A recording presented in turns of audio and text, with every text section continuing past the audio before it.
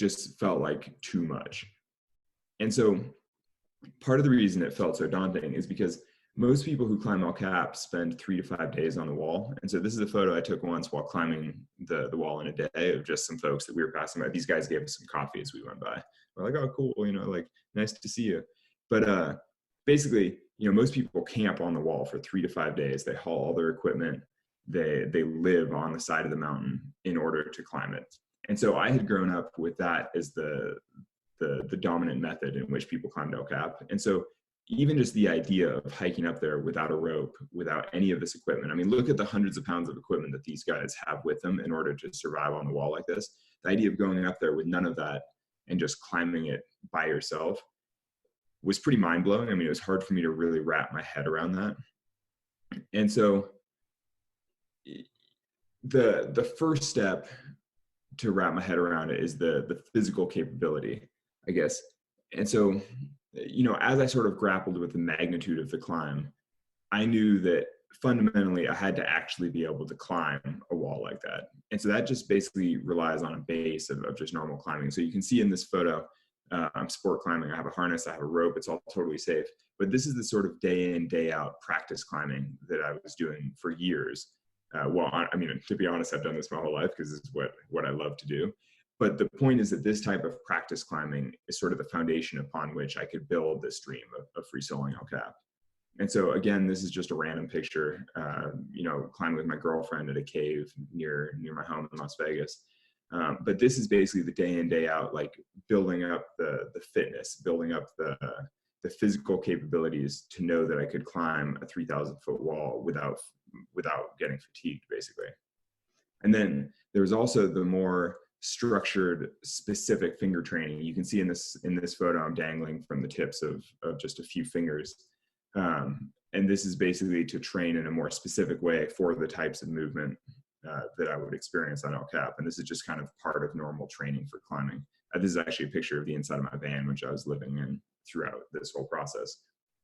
But so at a certain point, I knew that I had the physical capabilities of climbing this 3,000-foot wall.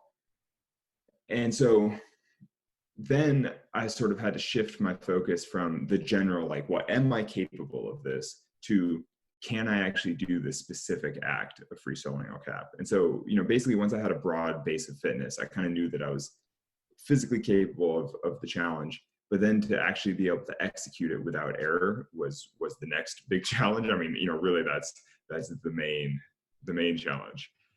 So I came into Yosemite with a whole list, basically a to-do list of things to work on.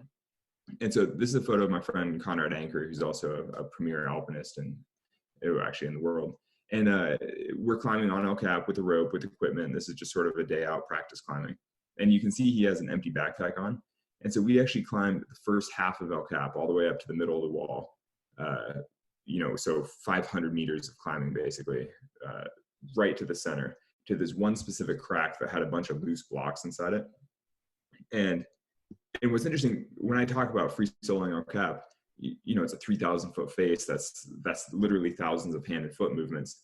And if there's even one body length section of rock that's blank or dirty or wet or somehow stops my progress, then I just can't climb the whole thing. It's interesting because with a challenge of that scale, you're like, oh, it's a 3,000-foot climb. If there's even a single move that I can't do, then the whole thing is impossible. And so I was taking days like this with Conrad to go up and sort of check some of the boxes off. Like, I knew this one section had a bunch of loose rocks in it. I wanted to remove the rocks to basically make the crack a little bit safer to climb. But the thing is, you can't just throw the rocks down because there might be tourists hiking along the base. There might be, hikers out looking at birds and things. Like, basically, you can't just throw rocks off the wall because you could kill somebody by accident. So we climbed all the way up there. We packed all the rocks into a backpack, and then we rappelled all the way back down to the ground. And as we were doing it, it feels totally absurd. You're like, what a waste of a day to climb half of a wall, pack a backpack full of rocks, and rappel back down. It's like, it's not even, it doesn't even feel like we've done anything.